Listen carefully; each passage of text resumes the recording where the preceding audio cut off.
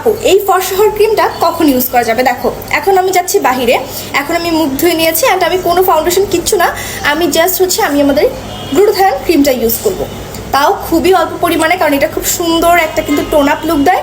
এটা কিন্তু স্কিনটাকে ব্রাইট করে, এটা কিন্তু ব্রাইটেনিং ক্রিম। যারা ভাবো যেটা মনে হয় এমনি ডে ক্রিমের মতো বা বিবি ক্রিমের মতো, বাট একদমই না, এটা হচ্ছে ব্রাইটেনিং ক্রিম, মানে ফর্সা হওয়ার ক্রিম। এমন ফর্সা হওয়ার ক্রিম যেটা দিনে রাতে সবসময় ইউজ করতে পারবো ক্রিমের মতো, এবং যেটা তোমাদেরকে 100% ফর্সা করবে, স্কিনের পিগমেন্টেশন কমাবে, স্কিনটা অনেক বেশি স্মুথ করবে। এইটা দেখো আমি এটা সুন্দর করে অ্যাপ্লাই করে নিচ্ছি এবং খুব সুন্দর ফ্রেশ একটা ফর্সা লুক দিবে, প্লাস কিন্তু এটা স্কিনটাকে ফর্সা করবে, ভালোও রাখবে। এবং এটার মধ্যে কোনো ক্ষতিকারক কিছু নাই যেটা স্কিনে সাইড এফেক্ট করবে ফর্সা করার বদলে।